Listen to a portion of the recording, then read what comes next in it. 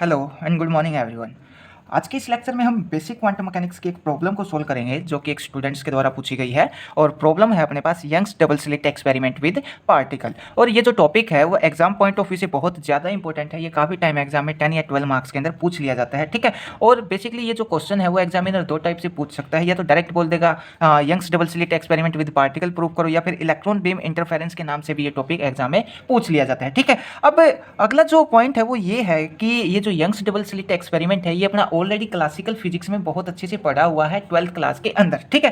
पर डिफरेंस यहाँ पे ये है कि वहाँ जब हम क्लासिकल फिजिक्स में पढ़ते हैं तो हम वेव लेके इसको प्रूव करके वेव लेते हैं और जो इंटरफेरेंस का जो फिनोमिना है उसको एक्सप्लेन करके बताते हैं, ठीक है।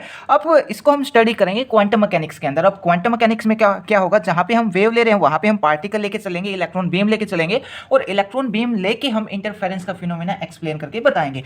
अब क्वेश्चन ये है कि जो इंटरफेरेंस का फिनोमिना है वो तो ओनली ऑन वेव से एक्सप्लेन हो सकता है, पार्टिकल लेके हम इंटरफेरेंस का फिनोमेना एक्सप्लेन करके कैसे बता सकते हैं। तो अब अपने को चलना पड़ेगा, जो डी ब्रोगली साहब ने जो हाइपोथेसिस दी थी उसके ऊपर हम बात करेंगे थोड़ा सा। डी ब्रोगली साहब ने क्या बताया था कि अपने पास जब भी कोई मटेरियल पार्टिकल मूव करता है तो उससे एसोसिएटेड वेव भी मूव करती है, ठीक है। तो जब इलेक्ट्रॉन बीम प्रोपेगेट करेगी या इलेक्ट्रॉन जब चलेगा तो उससे एसोसिएटेड वेव भी तो चलेगी, तो उस वेव की हेल्प से हम इलेक्ट्रॉन जो इंटरफेरेंस का जो फिनोमिना है उसको एक्सप्लेन करके बता सकते हैं, ठीक है। तो ये जो यंग्स डबल स्लिट एक्सपेरिमेंट का फिनोमिना है इसको हम क्लासिकली भी स्टडी करते हैं और क्वांटम मैकेनिकली भी स्टडी करते हैं। मतलब ये क्लासिकली भी ये एक्सपेरिमेंट सही है और क्वांटम मैकेनिकली भी ये एक्सपेरिमेंट सही है।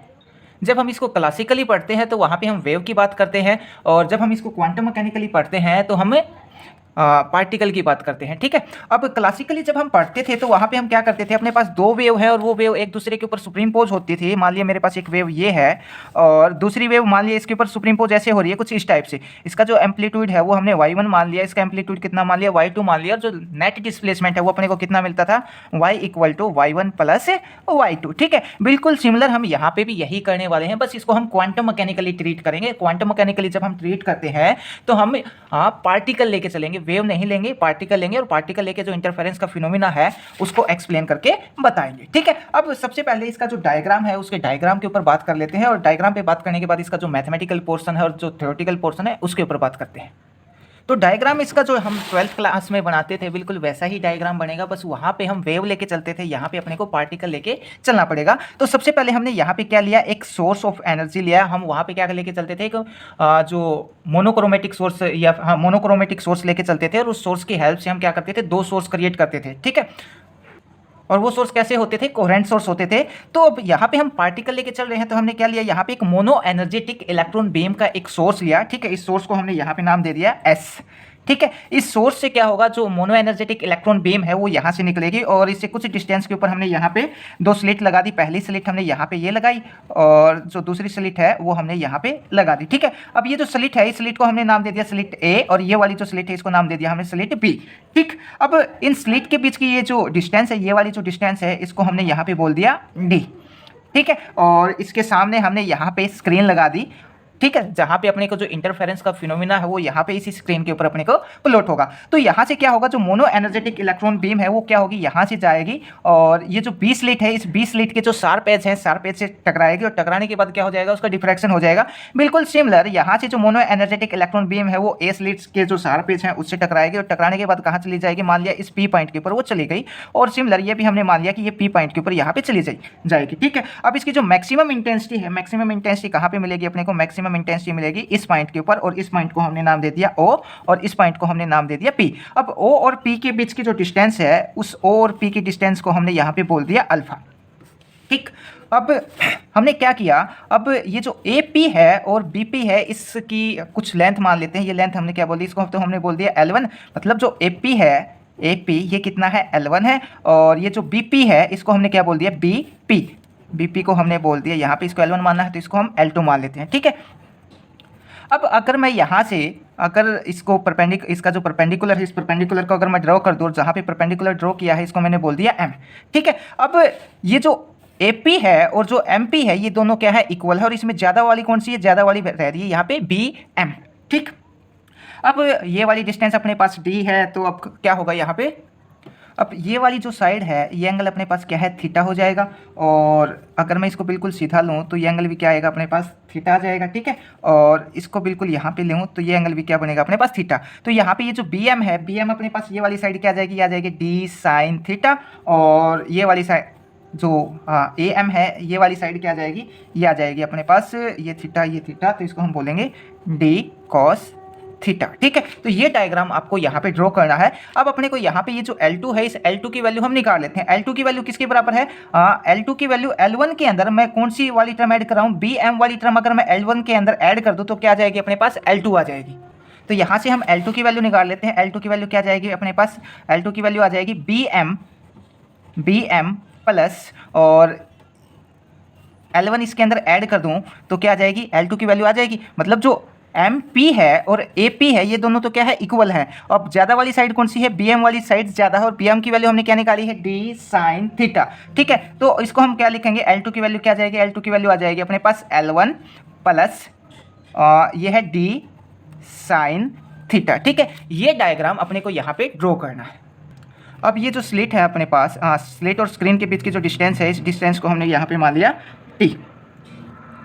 अब नेक्स्ट पॉइंट में हम क्या करेंगे, नेक्स्ट पॉइंट में इसका जो मैथमेटिकल पोर्शन है उसके ऊपर थोड़ा सा बात करते हैं। अब जो इलेक्ट्रॉन बीम है वो एस सोर्स से निकल के कहाँ पे जा रही है, पी पॉइंट के ऊपर जा रही है, ठीक है। तो जो एस सोर्स से इलेक्ट्रॉन बीम निकल के और ये जो पॉइंट अल्फा है या फिर ये जो पॉइंट पी है, इस पी पॉइंट के ऊपर पाए जाने की जो पॉसिबिलिटी है या जो प्रोबेबिलिटी है वो क्या आ जाएगी अपने पास, वो पॉसिबिलिटी आ जाएगी अपने पास अल्फा एस, और इसको इस टाइप से कैट नोटेशन के और ब्रा नोटेशन के अंदर लिख दिया। अब इसका मतलब क्या है, इसका मतलब ये है जो इलेक्ट्रॉन बीम एस सोर्स से निकली है, एस सोर्स से निकलने के बाद ये अपने पास जो पी पॉइंट है या फिर ये जो पी पॉइंट है, इस पी पॉइंट के ऊपर पाए जाने की प्रोबेबिलिटी क्या होगी अपने पास, ये वाली प्रोबेबिलिटी हो जाएगी, ठीक है। अब नेक्स्ट पॉइंट में क्या है कि अपने पास ये जो मोनो एनर्जेटिक इलेक्ट्रॉन बीम है ये एस सोर्स से निकल रही है, एस सोर्स से कहाँ पे जा रही है, ए पॉइंट पे जा रही है, और ए पॉइंट से कहाँ पे जा रही है, पी पे जा रही है, ठीक है। बिल्कुल सिमिलर, एस से मोनो एनर्जेटिक इलेक्ट्रॉन बीम निकली, कहाँ पे गई, इस बी पॉइंट के ऊपर गई, बी पॉइंट से कहाँ पे जा रही है, पी पॉइंट के ऊपर जा रही है। मतलब यहाँ पे ये जो ए और बी जो स्लिट है ये किसका काम कर रही है, इंटरमीडिएट स्टेट का काम कर रही है, ये एस से लेके और पी के पास भेजने का काम कर रही है। तो मैं ये बोल सकता हूँ ये जो अल्फा जो ए और बी है ये क्या है अपने पास, इंटरमीडिएट स्टेट है। तो ये वाली जो हमने प्रोबेबिलिटी लिखी, इस प्रोबेबिलिटी को हम कैसे लिख सकते हैं, इस प्रोबेबिलिटी को हम ऐसे भी लिख सकते हैं अल्फा, ठीक है। और अल्फा से कहाँ पे गई, अल्फा से गई ये पहले ए पे, तो ये अल्फा से हमने यहाँ पे भेज दिया, इसको एक ए स्टेट के ऊपर भेज दिया, कैपिटल ए लिखेंगे, कैपिटल ए स्टेट पे गई, और फिर यहाँ से एस से निकली, फिर एस से निकल के कहाँ पे गई, बी स्टेट पे गई, ठीक है। तो यहाँ पे हम लिखेंगे बी स्टेट, और कहाँ पे गई, एस से, ठीक है। अब ये क्या है, अल्फा के ऊपर ये पी पॉइंट के ऊपर ये पहुंच रही है, तो ये जो अल्फा डिस्टेंस है वो क्या है, ओ और पी के बीच की हमने डिस्टेंस है वो क्या मान ली, यहाँ पे अल्फा मान ली, ठीक है। अब ये दोनों स्टेट आपस में इक्वल कब होंगी, मतलब ये दोनों जो प्रोबेबिलिटी है वो आपस में इक्वल कब होंगी, ये दोनों प्रोबेबिलिटी आपस में इक्वल होंगी जब ये वाली जो बीच वाली जो स्टेट है, मतलब ये जो हमने लिखा है और ये वाले जो हमने लिखा है, इन दोनों की जो वैल्यू हो वो कितना हो अपने पास, आइडेंटिटी अगर होगी इन दोनों की वैल्यू, तभी ये दोनों पॉसिबिलिटी क्या होंगी अपने पास, इक्वल होंगी। और इसको हम क्या लिखेंगे, इंटरमीडिएट स्टेट, इंटरमीडिएट स्टेट, ठीक है। तो इसको अगर दूसरी फॉर्म में लिखना चाहें तो क्या लिख सकते हैं, अल्फा एस इक्वल टू ये वाली जो इंटरमीडिएट स्टेट है इसको मैं क्या लिख सकता हूँ, आई लिख सकता हूँ। तो इसको अल्फा यहाँ पे हमने लिखा आई, और ये आ जाएगा एस यहाँ पे एज इट इज। तो ये दोनों स्टेट भी क्या हो जाएंगी, इक्वल हो जाएंगी। आई की वैल्यू कितना है अपने पास, 1 है, ठीक है। अब इस डायग्राम के अंदर हमने देखा जो इलेक्ट्रॉन बीम है, मोनो एनर्जेटिक इलेक्ट्रॉन बीम, वो एस सोर्स से होते हुए जो ए और बी है जो अपने पास स्लेट है, इस स्लेट से होते हुए कहाँ पे जा रहा है, पी पॉइंट के ऊपर जा रहा है। तो अपने को ये जो ए और बी जो इंटरमीडिएट स्टेट है इसको भी यहाँ पे लेना पड़ेगा, ठीक है। अब ए इंटरमीडिएट स्टेट को हम किस टाइप से लिख सकते हैं वो भी देख लेते हैं। तो यहाँ पे हम लिखेंगे A is intermediate state, intermediate state, ठीक है। इसको हम लिखेंगे अल्फा, ये वाली टर्म एच टी चलती रहेगी, और एस, ठीक है। ये किसके इक्वल हो जाएगा, इसको हमने लिखा बीटा, ये अल्फा, और कहाँ से होते हुए जा रही है, ए से होते हुए जा रही है। मतलब ए स्लिट से निकल के पी पे पाए जाने की प्रोबेबिलिटी क्या है, ठीक है। ए स्लिट से निकली है वो मोनो एनर्जेटिक इलेक्ट्रॉन बीम, और उसकी अल्फा पे पाए जाने की पॉसिबिलिटी क्या है या प्रोबेबिलिटी क्या है। अब बीटा क्या है, यहाँ पे बीटा एम्पलीट्यूड को रिप्रेजेंट करके बताता है। तो बीटा इक्वल टू हम लिख देंगे एम्पलीट्यूड, ठीक है, इसको हमने यहाँ पे नाम बोल दिया, इसको इक्वेशन नंबर 1 बोल दिया, इसको हम क्या बोल देते हैं, इक्वेशन नंबर 2 बोल देते हैं। अब ये तो ए इंटरमीडिएट स्टेट की बात है, जब इलेक्ट्रॉन ए से पास हो रहा था। अब इलेक्ट्रॉन तो 20 लीट से भी पास होगा, तो इलेक्ट्रॉन 20 लीट से पास होगा, तो 20 लीट को भी यहाँ पे कंसीडर करना पड़ेगा। तो यहाँ पे लिखेंगे इलेक्ट्रॉन बीम पासिंग थ्रो 20 लीट। ठीक है, अब जब ये बी से पास होगा तो इसको हम क्या लिखेंगे, इसको हम लिखेंगे अल्फा, और ये आ जाएगा अपने पास अल्फा से कहाँ पे अल्फा पे कहाँ से पहुँच रही है, जो बी पॉइंट है उस बी पॉइंट से पहुँच रही है। और यहाँ पे भी क्या आएगा, ए से होते हुए कहाँ पे जो मोनो एनर्जेटिक इलेक्ट्रॉन बीम है ए से कहाँ पे जा रही है, अल्फा पे जा रही है, उसकी प्रोबेबिलिटी क्या है, उसकी प्रोबेबिलिटी हमने यहाँ पे लिख दी। सिमिलर अल्फा पे जो मोनो एनर्जेटिक बीम पहुँच रही है वो कहाँ से पहुँच रही है, बीटा जो बी है बी पॉइंट से पहुँच रही है, तो इसको भी हमने यहाँ पे ऐसे लिख दिया। और इसको हम कैसे लिखेंगे, ये आ जाएगा अपने पास, फिर से एम्पलीट्यूड होगा अपने पास, और ये अल्फा, और साथ में अपने पास क्या आ जाएगा बी। इसको हमने बोल दिया इक्वेशन नंबर 3।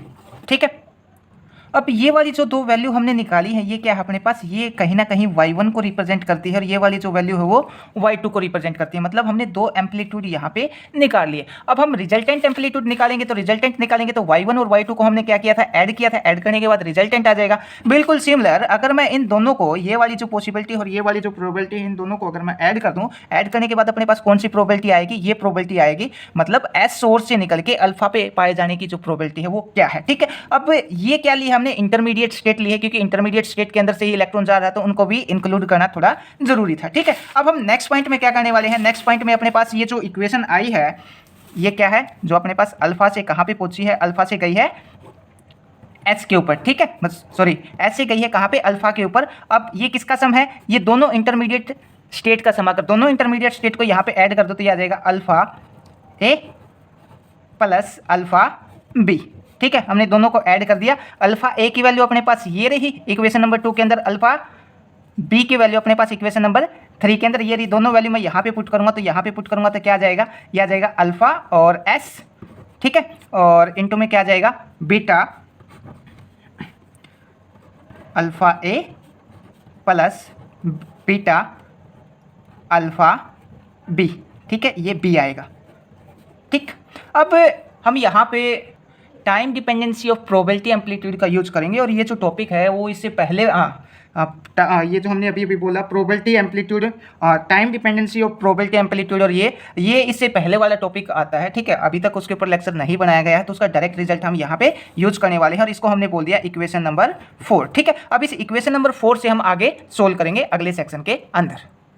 अब डायरेक्ट रिजल्ट यूज करने वाले हैं किसका, टाइम डिपेंडेंसी और position dependency of probability amplitude का। और इसका जो रिजल्ट है वो हम इससे पहले वाले लेक्चर्स के अंदर निकालते हैं, मतलब इससे पहले वाले टॉपिक्स के अंदर निकालते हैं, तो वो रिजल्ट हम डायरेक्ट यहाँ पे यूज करने वाले हैं। और रिजल्ट क्या आएगा, अल्फा ए इक्वल टू आ जाएगा अपने पास गामा ई की पावर एक्सपोनेंशियल या ई की power omega T minus KL1। ठीक है, और अल्फा बी का क्या आ जाएगा, ये आ जाएगा गामा ई की power iota omega T minus KL2। ठीक है, ये आ जाएगा। अब L2 की वैल्यू अपने पास है ऑलरेडी, L2 की वैल्यू हमने निकाली थी। L2 की वैल्यू क्या थी अपने पास, L2 की वैल्यू थी अपने पास L1 plus D sine theta. अब ये जो दोनों वैल्यू है वो दोनों वैल्यू कहाँ पुट करेंगे, यहाँ पे पुट करेंगे। तो यहाँ पे पुट करेंगे तो क्या जाएगा अपने पास अल्फा एस। ठीक है, ये वाली टर्म तो एज इट इज रहेगी, और यहाँ पे ये जो बीटा है वो बीटा भी यहाँ पे एज इट इज रहेगा। अल्फा ए की वैल्यू रखूंगा तो ये वाली वैल्यू यहाँ पे पुट करेंगे, तो साथ में क्या जाएगा गामा ई की power iota omega T minus KL1। ठीक है, ये वैल्यू हमने यहाँ पे पुट कर दी, plus beta as it is, और साथ में ये गामा ए की power iota omega T minus के। अब L2 की वैल्यू अपने पास ये वाली है। ठीक है, और L2 की वैल्यू हम यहाँ पे लिख देते हैं L1 plus D sine theta.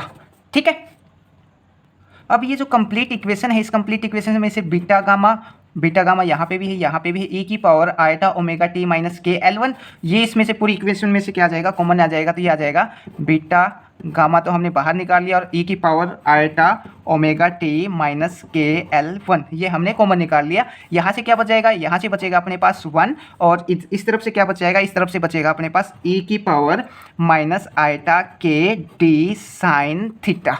ठीक है, ये वाली टर्म यहाँ से बचाएगी कॉमन निकालने के बाद। अब नेक्स्ट स्टेप में हम ये वाली जो टर्म है इसको किस टाइप से लिखते हैं, ये जो फर्स्ट टर्म है इसको एज इट इज रखते हैं हम बीटा गामा ई की power iota omega T minus के L1।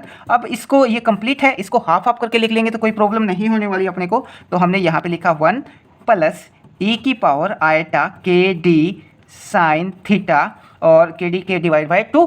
ठीक है, हाफ टर्म हमने यहाँ पे लिख दी, हाफ टर्म हम इसके इनटू में लिख देंगे। तो इनटू में लिखेंगे तो ये आ जाएगा अपने पास इनटू ई की पावर माइनस आयटा के डी साइन थीटा और डिवाइड बाय 2। इस टाइप से हम ये वाली जो टर्म है इसको इस टाइप से लिख सकते हैं। हाफ हमने यहाँ पे लिख दिया, हाफ हमने यहाँ पे लिख दिया। कंबाइन करने के बाद फिर से ऊपर वाली टर्म अपने पास आ जाएगी।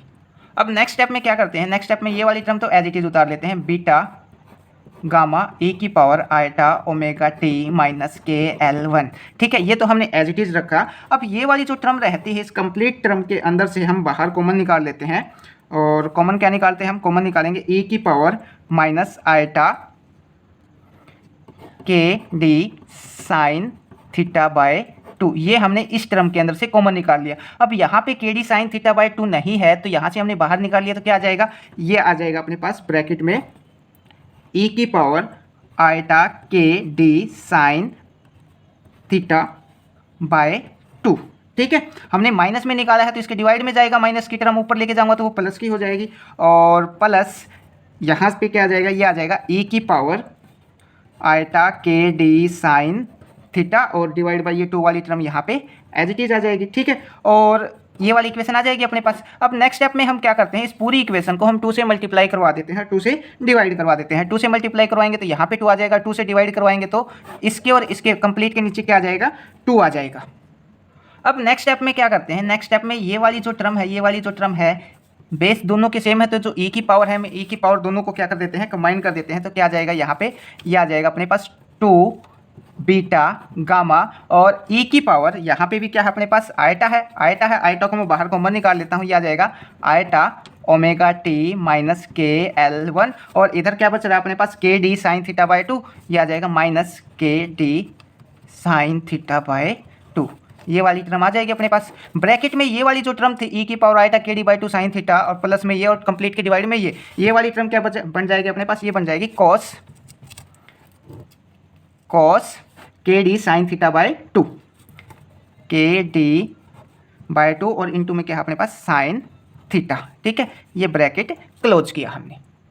अब जो के की वैल्यू होती है, के की वैल्यू क्या होती है अपने पास, के होता है वेव वेक्टर की होती है 2 पाई बाय लैम्डा। ठीक है, अब 2 को मैं इधर ले आऊँ तो 2 को इधर लेके आऊँगा तो क्या आ जाएगा, के बाय 2 इक्वल टू क्या हो जाएगा, पाई बाय लैम्डा हो जाएगा। अब के बाय 2 यहाँ पे है, के बाय 2 की जगह मैं क्या पुट कर सकता हूँ, पाई बाय लैम्डा पुट कर सकता हूँ इस इक्वेशन के अंदर। तो ये आ जाएगा अपने पास, हम लिखेंगे 2 बीटा गामा ई की power iota omega T minus के L1 माइनस के डी बाय 2 और इनटू में साइन थीटा।